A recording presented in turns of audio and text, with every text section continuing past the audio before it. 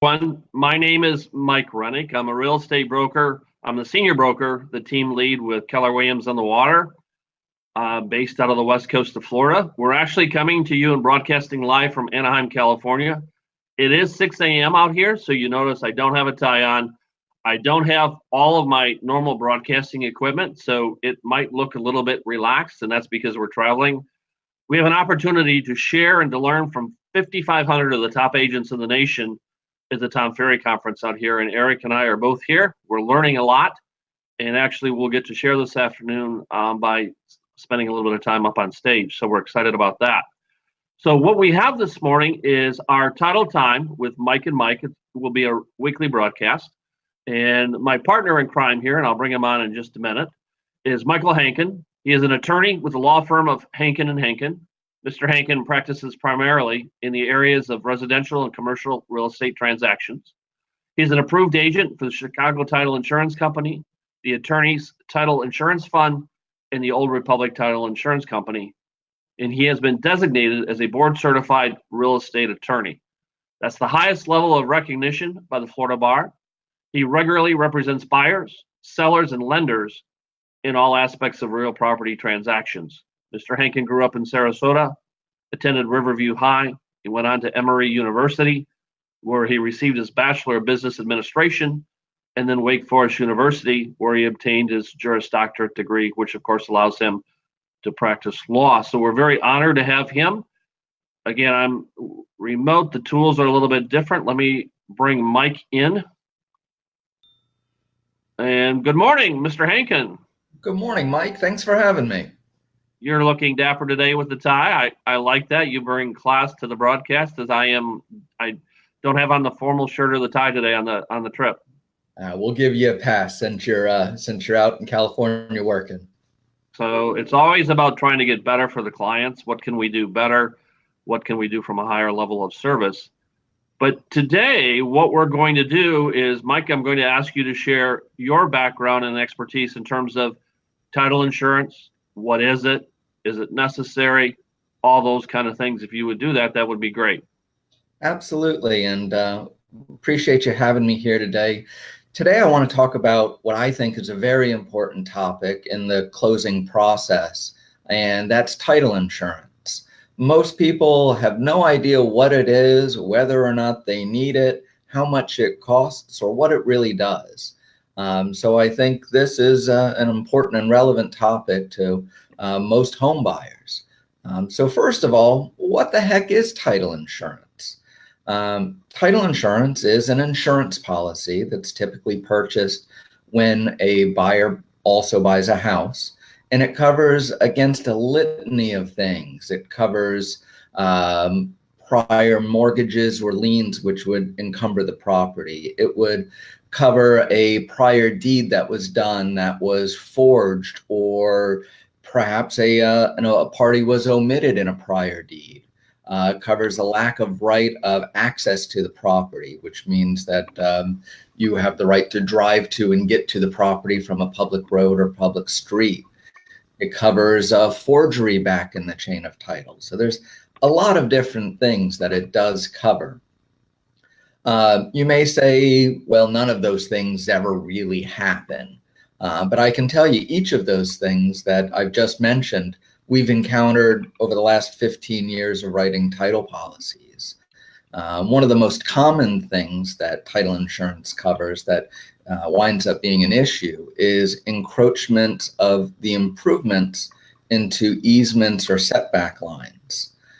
So for instance, we had one just a couple of weeks ago, 2 weeks ago, which led into last week a bit. And there was an encroachment of a pool into a rear yard setback, which technically gave the homeowners association the right to come in and tear down the pool and make the owner actually demolish the pool since it violated the restrictions. Obviously, if you're a home buyer and you buy a house, the last thing you want is to find out 6 months later or a year later that you need to tear down your pool and demolish your pool because it's violating your restrictions. So that's something that title insurance would cover you for, something that if there was an issue that arose, you'd have a claim on your policy. So the next question is, how much does it cost? And what's neat in Florida is the title insurance rates are fairly standardized. They're put out by the Florida Insurance Commission, and they set the rates throughout the state. So within a few $100s, most title policies are the same.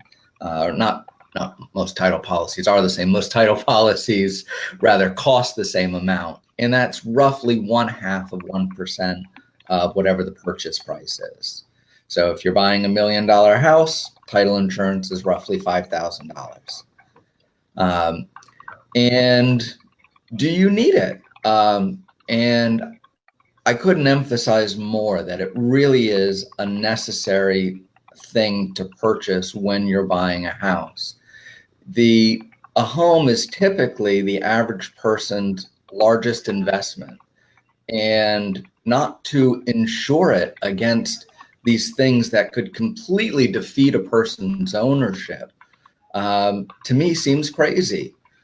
What's also neat about title policies is they last for as long as you own your house.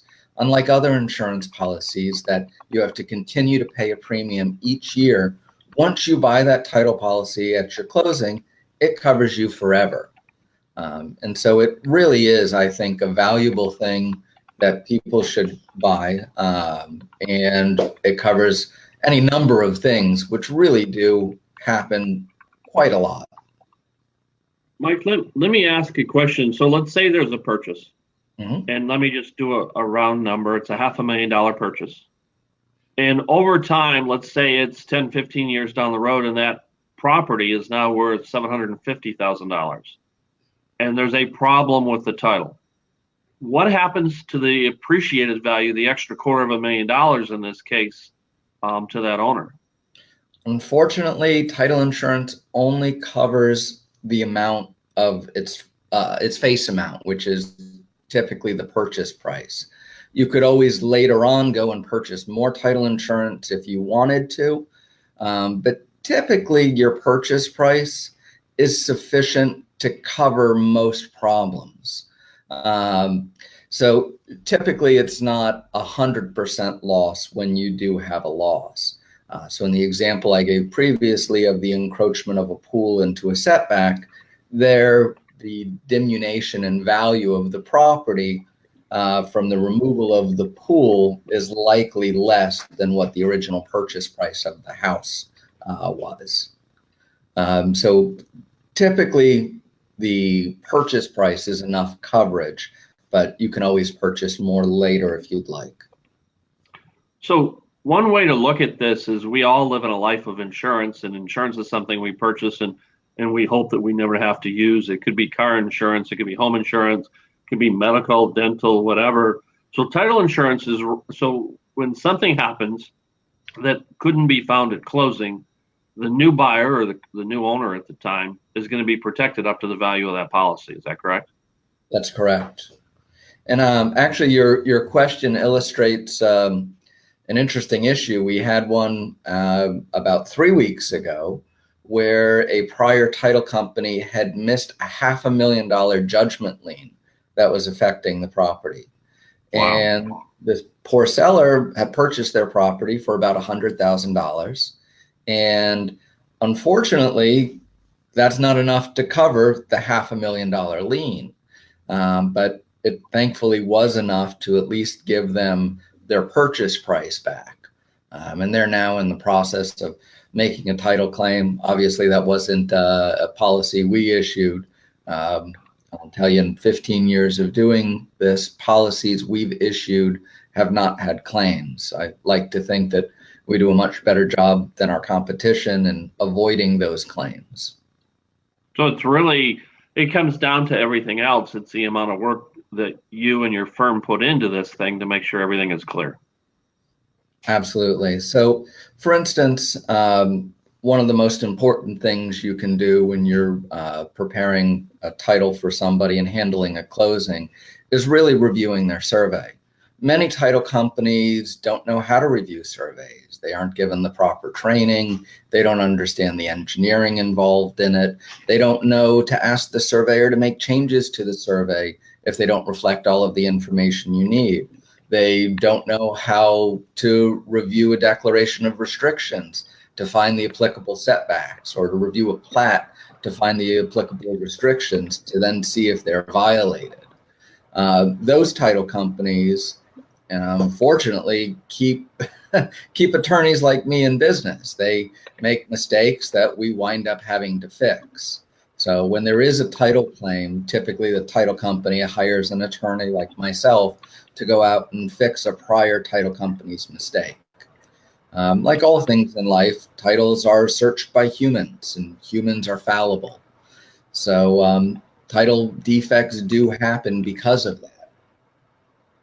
So it really comes down to, you did say that there's pretty much uniform pricing with title insurance, but it's like anything else. When you buy an automobile, you purchase big assets, it does make a difference who you ask to do the work. Is that correct? Without a doubt. So you can hire anybody you want, any title company or attorney, to issue your title policy, and the rates are pretty much the same, as I mentioned, throughout the state. In my mind, you would hire the most qualified expert to do that if it's not going to cost you anymore. So what I would invite anybody looking to purchase title insurance to do is to call an expert, such as our office, or call another title company who's been in business for a year. You'll find that the rates are exactly the same, within $100 or $200. And the difference is the experience of the person writing your title. It's really where you can get a lot more service and a lot more quality for absolutely no extra money. So I wouldn't be Mike, half of the Mike and Mike, if I didn't ask a question to put you on the spot. So I'm going to do that. I expect it. I appreciate the way you react. So here's the tough question. You've convinced me that title insurance is necessary, and you've explained the value. So we're going into a real estate deal, and the question is, does the buyer pay for it, or does the seller pay for it? How would you react to that? So in life, everything is negotiable. So typically, I think it's always a better situation for the buyer to pay for the title insurance. Customarily, it's different county by county, by custom. And actually, the Florida Bar puts out a neat map that shows what those customs are by county. For me, the person who pays for the title insurance picks the title insurance agent, who's the person who's looking at the title. If I'm buying a house, if I'm a buyer, I'd like to know that the person looking at the title of that house represents me and has my best interest at heart, so that if they see a problem, they're going to bring it to my attention, as opposed to having the seller pay and pick the title agent. Then if there's an issue, that person issuing the title has their allegiance to the seller. And I think that creates some inherent conflicts. Not necessarily legal conflicts, which would make it unethical, but I think more moral conflicts where you don't know who your master is, so to speak. So short answer is, I always think a buyer is better off paying and selecting. Costs a little bit more, but you have more control over the transaction, and I think a better policy at the end of the day. That makes a lot of sense. So I will go a little bit deeper with a question, and we may be getting some feedback here. I apologize. I don't know if they can hear that on the broadcast or not. All right. So you recommended that maybe a buyer should pay for it. Now, I know there are title companies that are national chains, and they don't have attorneys in the driver's seat. You obviously are different in the fact of your background, and you're in fact, you're a Florida attorney. What would be, I'm trying to figure out how to phrase this the right way, but In our mind, when we recommend title companies to our buyers or sellers, we only recommend those that are led by an attorney. What's your thoughts of the chains that don't have attorneys versus the company like yours that does? You know, I I really dislike the non-attorney title companies. You may imagine I'm a bit biased in my opinion, but non-attorney title companies technically are not allowed to prepare any legal documents. So let's say a seller wants to retain occupancy for 2 weeks after closing. Who in the transaction is really, if you have a non-attorney title company, who in the transaction has the experience and the know-how to do that? The agents aren't given any experience or training in drafting legal documents. A non-attorney title company shouldn't draft those legal documents. And in my experience, what winds up happening is somebody who's not qualified oversteps their bounds because something needs to be done in the transaction and nobody else is there and available to do it. So you wind up with a bad lease, and then there's issues or questions or problems, which we get and we wind up having to unwind. If every transaction were cut and dry and there was no issues, no questions, never a problem, never anything out of the ordinary, sure, a non-attorney title company would be just as good. But there's always a question or always an issue. And attorneys just have more experience and more training to either answer the question or address the issue, or more importantly, knows how to get the answers or address the issue. So, I can't emphasize too much that an attorney should be reviewing your title. Hopefully it's us, but if it's not us, hopefully it's another attorney's office. If you want to take the most cynical of views, not that attorneys are, of course, at all cynical, and say anybody's going to screw up your title. Could be an attorney, could be a title company, everyone's incompetent if you want to be cynical. Then if you hire an attorney, at least you have one extra person to sue when you find out your title's not okay. When you hire just the title company, all you have is a claim against the title policy. When you hire an attorney, you have a claim against the attorney as well as the title company. So really, if you can have more recourse when there's a problem, more help when you're in an unknown situation, and it doesn't cost you any more, why wouldn't you do it? That makes a lot of sense, Mike. Again, fantastic way of explaining title insurance, much better than I've ever been able to do in terms of the depth and the breadth on that. So I appreciate that. For those of you that are watching, Mike and I will be back every Wednesday morning. This is Wednesday, isn't it? With the travel. Yep, it is Wednesday morning. I had to check the calendar. And we want to talk about issues that are important to you. And it could be anything real estate related. So we call it Title Time, but it really is what topics are important to you. Mike and I will weigh in, share our thoughts, our experience, things like that. I'm a licensed real estate broker. He's a licensed Florida real estate attorney. So with those backgrounds, and if we don't have the answer, we'll get the answer for you. So don't hesitate to do that.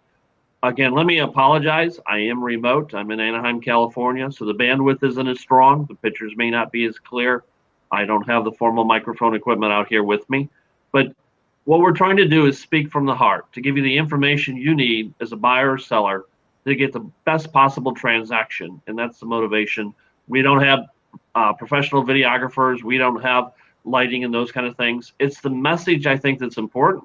That's what we're committed to in all the broadcasts that we do. I'll be back tomorrow morning at the same time talking about what I think the behavior should be with a real estate agent, or how you can go ahead and select your agent. What are the steps you go through? Because there are all kinds of different agents. So those watching, thank you. We appreciate that. Those of you that may have seen the recording, we appreciate that. I'll attach our contact information. Feel free to reach out. Mike, I hope you have a great day in Sarasota. What's the weather? Is it going to be sunny and hot out there today? Of course. We're in sunny Sarasota. And we're going to have similar out here in Anaheim, California, with the difference being much less humidity, but we do see forecasts out here sometimes above 100 degrees, and we don't see that back in Florida. So it'll be a little warmer today, but I'm looking forward to everything we're going to learn. Mike, we appreciate everything. Thank you for being a part of this thing. Have a great rest of your Wednesday and a great week, and I'll see you next Wednesday morning again online. Well, thanks for having us, and look forward to next week. Thanks, Mike. All right, sounds good, Mike. Take care. Thank you. Thanks, you too. Bye-bye.